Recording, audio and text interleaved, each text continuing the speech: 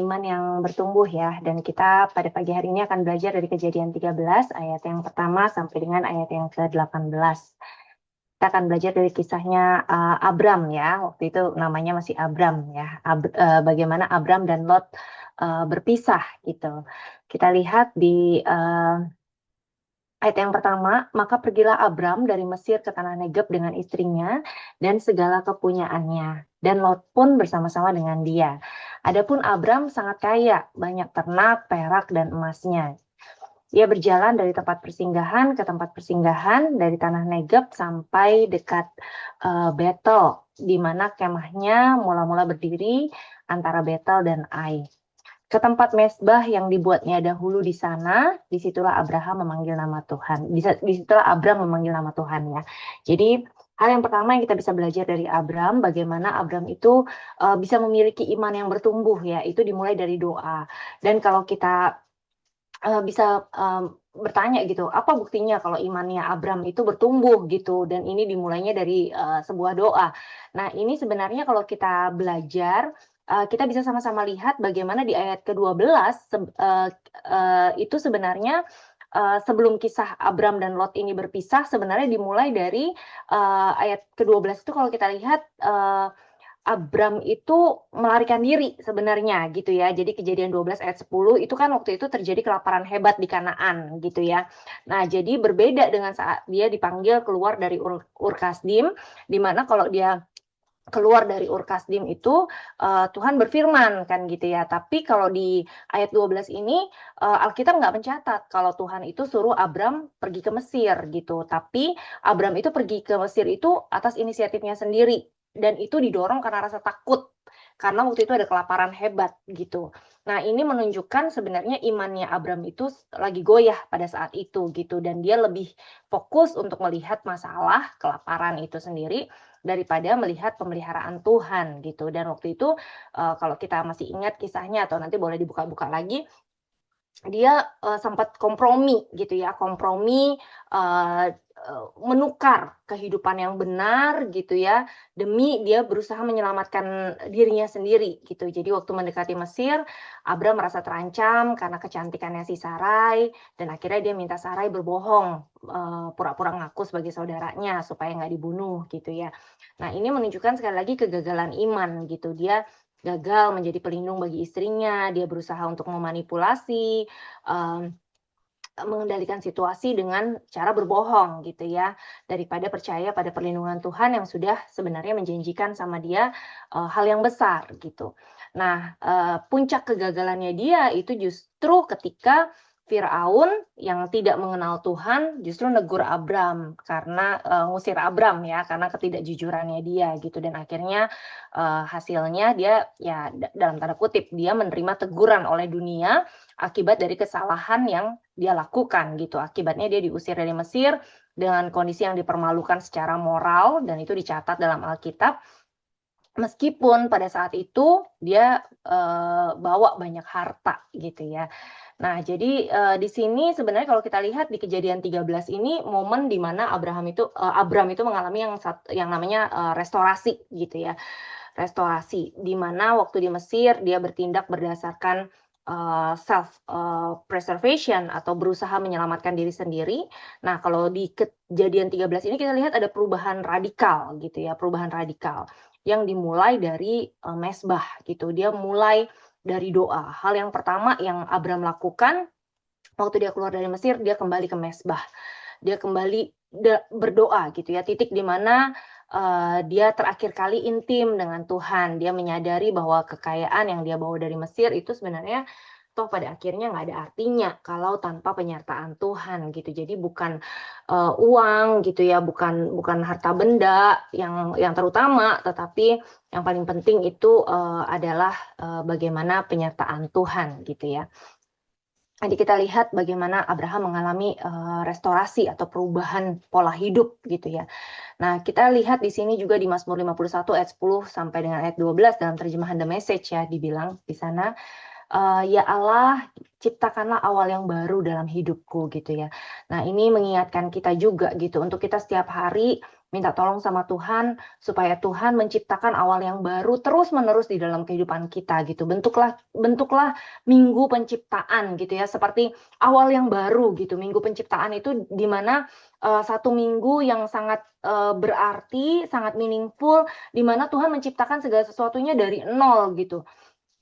Bentuklah minggu penciptaan dari kekacauan hidupku, keren ya ayatnya ya. Jangan buang aku ke tempat sampah dan jangan berhenti menghembuskan kekudusanmu ke dalam diriku. Bawalah aku pulang dari pengasingan yang kelam dan tiupkanlah angin segar ke layar kehidupanku. Nah, biarlah pada pagi hari ini kita juga belajar gitu ya, baik dari Abram maupun juga dari pemazmur, bahwa kita butuh Tuhan dalam hidup ini gitu. Hal yang paling penting yang kita butuhkan dalam hidup ini bukanlah emas, perak, kekayaan, kejayaan, atau apapun yang dunia bisa berikan gitu ya. Tapi yang paling penting dalam hidup kita itu adalah hembusan nafas Tuhan gitu ya. Kita butuh kekudusannya Tuhan. Kita butuh terus-menerus diperbaharui oleh kebenaran firman Tuhan, terus-menerus diperbaharui oleh isi hatinya Tuhan, terus-menerus dibentuk oleh kehendak Tuhan gitu ya. Sehingga yang menjadi fokus kita bukanlah keinginan kita secara pribadi. Dan itu bisa kita dapatkan ketika kita kembali ke mesbah gitu ya. Kita kembali untuk merendahkan hati, kita kembali untuk mau bercakap-cakap dengan pribadi Tuhan melalui doa.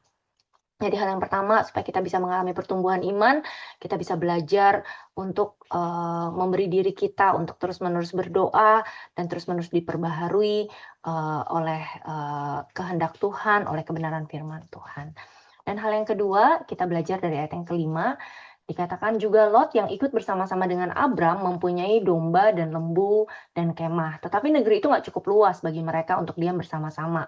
Sebab harta milik mereka amat banyak, sehingga mereka nggak dapat diam bersama-sama. Karena itu terjadilah perkelahian antara para gembala Abram dengan para gembala Lot. Waktu itu orang Kanaan dan orang Feris diam di negeri itu. Maka berkatalah Abram kepada Lot, janganlah kiranya ada perkelahian antara aku dan engkau, dan antara para gembalaku dan para gembalamu, katanya, sebab kita ini kerabat. Bukankah seluruh negeri ini terbuka untuk engkau? Baiklah, pisahkan dirimu daripadaku. Jika engkau ke kiri, maka aku ke kanan. Jika engkau ke kanan, maka aku ke kiri. Nah, kita lihat di sini ada pertumbuhan iman ya, perubahan iman yang luar biasa dalam diri Abram, di mana tadinya di ayat sebelumnya, di ayat 12, kita lihat bagaimana Abram sangat self-occupied, bahkan istrinya sekalipun dikorbankan dalam tanda kutip untuk keselamatan dirinya sendiri gitu ya. Kita lihat, betapa egoisnya gitu kan. Nah, tapi gimana ketika masuk ke ke ayat 13 ini, kita melihat bagaimana seorang yang egois ketika dia kembali kepada mesbah, kembali membangun hubungan yang indah dengan Tuhan, dia kembali align dengan rencananya Tuhan gitu ya. Keinginan dagingnya dia itu bisa bisa berubah gitu ya, bisa berubah menjadi pribadi yang benar-benar baru gitu, pribadi yang benar-benar nggak mentingin dirinya sendiri. Dia padahal kalau dipikirin kan Lot itu kan orang yang ngikut sama dia gitu ya. Lot itu bisa sukses, bisa berhasil, harta bendanya dia, domba-dombanya dia bisa banyak. Itu nggak lain nggak bukan karena dia ikut sama Abraham gitu ya. Udah ditolong sama Abraham, berantem pula gitu kan. Jadi malah bikin masalah gitu. Bukannya ucapan terima kasih yang dia terima, malah malah ribut sendiri gitu ya. Nah, kalau situ kan sebenarnya kalau lihat kan Abram berhak gitu ya untuk berkata untuk gak terima atau terserah kamu lah, kamu mau kemana lah gitu ya, aku nggak urusan lah sama kamu gitu, kamu nih bukannya makasih gitu. Tapi ini enggak gitu ya, dia justru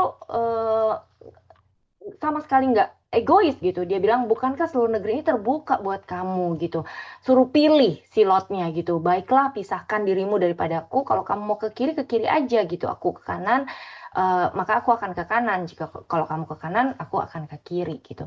Jadi di sini kita lihat bagaimana Kalau tadi hal yang pertama, pertumbuhan iman Abram itu dimulai ketika dia berdoa, dan hal yang kedua kita juga bisa melihat bagaimana pertumbuhan iman Abram itu terlihat jelas ketika dia berani melepaskan haknya dia, dan di atas hak yang dia perjuangkan gitu, yang dia fight for, justru kasih yang lebih utama gitu ya bagi dia gitu. Kita lihat di 1 Korintus 10 ayat 24 dalam terjemahan The Message. Ini dikatakan, kita ingin menjalani hidup dengan niat yang baik, bukan? Tapi kita nggak akan sampai ke sana kalau kita hanya fokus pada hak dan kepentingan diri sendiri, gitu ya. Jadi luar biasa banget ya firman Tuhan ya. Kalau kita ingin menjalani hidup dengan niat yang baik, kita nggak bisa sampai kalau kita cuman fokusnya pada hak dan kepentingan kita sendiri aja gitu. Kita mencapainya dengan memfokuskan diri pada sesama kita gitu ya. Jadi ya memang kitanya harus belajar selesai sama diri kita sendiri gitu ya. Kalau kita masih belum selesai sama diri kita sendiri, kesian gitu ya. Jadinya terjebak bolak-balik dengan masalah yang sama, bolak-balik dengan masalah yang sama. Makanya harus benar-benar selesai dengan diri sendiri, nggak cari kepentingan diri sendiri, nggak fokus pada hak dan kepentingan kita sendiri gitu. Tapi kita mau belajar untuk fokus pada memfokuskan diri kita pada kepentingan sesama kita gitu ya. Itu teladan yang sangat luar biasa banget yang kita bisa lihat dari pribadi Abram gitu ya. Sekalipun meskipun udah disakitin, dia tetap memberkati, tetap memberikan yang terbaik untuk orang yang menyakiti dia gitu ya, bukannya membalas kejahatan dengan kejahatan. Nah, disitulah iman semakin bertumbuh gitu. Ada dua hal yang kita udah belajar sama-sama. Yang pertama tadi, supaya iman kita terus bertumbuh, kita kembali kepada mezbah gitu ya, kembali memiliki hubungan yang intim dengan Tuhan, bahwa Tuhanlah fokus dalam kehidupan kita, Tuhanlah pusat penyembahan kita, Tuhanlah pusat dalam hidup kita, Dialah segala-galanya bagi kita. Dan hal yang kedua, berani untuk melepaskan hak kita karena kita mengasihi sesama gitu ya. Dan hal yang terakhir, kita lihat untuk iman kita bisa bertumbuh, yang ketiga adalah kita belajar untuk memandang segala sesuatunya dengan mata rohani ya, bukan melihat seperti apa yang panca indera atau jasmani atau lahiriah kita nilai gitu ya. Ayat ke-10 dibilang, lalu Lot melayangkan pandangnya dan dilihatnyalah bahwa seluruh lembah Yordan banyak airnya seperti taman Tuhan, seperti tanah Mesir sampai ke Zoar. Hal itu terjadi sebelum Tuhan memusnahkan Sodom dan Gomora. Sebab itu Lot memilih baginya seluruh lembah Yordan itu. Lalu ia berangkat ke sebelah timur dan mereka akhirnya berpisah. Abram menetap di tanah Kanaan, tapi Lot menetap di kota-kota lembah Yordan dan berkemah di dekat Sodom. Adapun orang Sodom akhirnya justru sangat jahat dan berdosa terhadap Tuhan gitu ya. Dan kita tahu Sodom dan Gomora akhirnya adalah tempat yang dikutuk sama Tuhan gitu ya. Nah, setelah Lot berpisah dari Abram, berfirmanlah Tuhan kepada Abram, pandanglah sekelilingmu dan lihatlah dari tempat engkau berdiri itu ke timur dan barat, utara dan selatan. Sebab seluruh negeri yang kau lihat itu akan kuberikan kepadamu dan kepada keturunanmu untuk selama-lamanya. Dan aku akan menjadikan keturunanmu seperti debu tanah banyaknya, sehingga jika seandainya ada yang dapat menghitung debu tanah, keturunanmu pun dapat dihitung juga. Nah, sampai sekarang nggak ada yang bisa menghitung debu tanah ya. Jadi nggak ada yang bisa hitung juga gitu keturunannya Abraham. Bersiaplah, jalanilah negeri itu menurut panjang dan lebarnya, sebab kepadamulah akan kuberikan negeri itu. Sesudah itu Abram memindahkan kemahnya dan menetap di dekat pohon-pohon terbantin di Mamre, dekat Hebron, lalu didirikannya lah mezbah di situ bagi Tuhan. Nah, di sini kita bisa melihat ya, jadi kalau Lot memilih melihat dengan mata jasmani gitu ya. Mungkin banyak orang yang melihat cuman dengan mata jasmani. Tapi kalau kita pada pagi hari ini kita diingatkan oleh kebenaran firman Tuhan untuk nggak melihat segala sesuatunya dengan mata jasmani kita saja gitu ya. Tetapi bagaimana kita diajar untuk kita tetap percaya sekalipun kita belum melihat, untuk kita tetap mau mengandalkan Tuhan walaupun secara lahiriah kita belum menerima janji-janji Tuhan itu. Kalaupun misalnya ada bagian-bagian tubuh kita yang kita mengalami ada kelemahan fisik gitu ya, mulai belajar untuk swift perhatian kita, fokus kita daripada kelemahan fisik yang kita miliki kepada kesempurnaan roh yang sudah Tuhan berikan dan percaya bahwa oleh bilur-bilurnya kita sudah disembuhkan gitu ya, daripada mempercayai keadaan lahiriah kita yang seringkali membuat fokus kita menjadi ke sana gitu ya. Jadi ketika kita melihat mungkin keadaan dompet kita mengalami kekurangan, daripada kita mengakui dan percaya keadaan kekurangan itu, mungkin kita bisa belajar untuk memandang dengan mata rohani di mana Yesus yang kaya sudah jadi miskin gantikan kita, supaya di dalam kemiskinannya hari ini kita boleh mengalami kelimpahan di dalam pribadi Yesus gitu ya. Jadi belajar dengan melihat dengan mata rohani, belajar melihat uh, seperti Kristus melihat gitu ya, bukan melihat seperti sinyal-sinyal yang ditunjukkan oleh mata jasmani kita gitu. Jadi ini hal yang luar biasa banget ya. Nah, kadang-kadang saya sama suami lagi belajar, kami juga lagi belajar untuk mempraktekkan kayak kadang-kadang kan kalau misalnya nih naruh barang gitu ya, naruh barang terus ngelihat ada kadang-kadang ya, naruh barang terus, "Ih, di mana ya?" Nggak inget gitu ya. Terus kadang-kadang kan jadinya kan lebih cenderung untuk sepakat dengan keadaan nih, bahwa kita nih sudah pikirannya udah lupa misalnya gitu ya. Nah, tapi daripada mempercayai hal itu, kami belajar gitu berdua untuk saling ngingetin, bukan gitu ya, ada pikiran yang baru, ada pikiran Kristus, ada otoritas Kristus, ada pikiran yang tajam, ada pikiran yang semakin hari semakin diperbaharui, ada hikmat Allah di dalam kehidupan kita gitu, daripada mempercayai dan sepakat dengan keadaan yang secara lahiriah kita alami dari hari ke hari gitu. Jadi perlu latihan, perlu belajar gitu ya, dan perlu terus-menerus mengingatkan diri kita gitu akan kebenaran yang Tuhan sudah sediakan, yang menjadi bagian kita daripada lebih sepakat dengan keadaan kita. 2 Korintus 5 ayat 7 dalam terjemahan The Message dikatakan, apa yang kita percayai meskipun tidak terlihat, itulah yang membuat kita terus melangkah, bukan pemandangan indah yang menarik kita ke sana kemari gitu ya. Jadi kalau kita mau terus melangkah, baiklah mata kita tertuju pada apa yang tidak terlihat gitu ya, tetapi janji-janji firman Tuhan yang memang sudah dijanjikan, yang memang Tuhan sudah sediakan yang menjadi bagian kita. Jadi walaupun kita nggak melihat, tapi belajar untuk tetap terus percaya, tetap terus mengandalkan apa yang Tuhan janjikan dalam hidup kita. Jadi ada 3 hal uh, yang kita belajar pada pagi hari ini untuk kita boleh hidup dalam iman yang bertumbuh. Ya, hal yang pertama, mari kita mau sama-sama mulai segala sesuatunya dari doa. Kita belajar untuk berani melepaskan hak demi kita mengasihi orang lain, dan kita belajar untuk melihat segala sesuatunya dengan kacamata rohani gitu ya. Supaya iman kita dapat terus bertumbuh dan hidup kita boleh menyenangkan hati Tuhan. Sekian, Tuhan Yesus memberkati kita semua.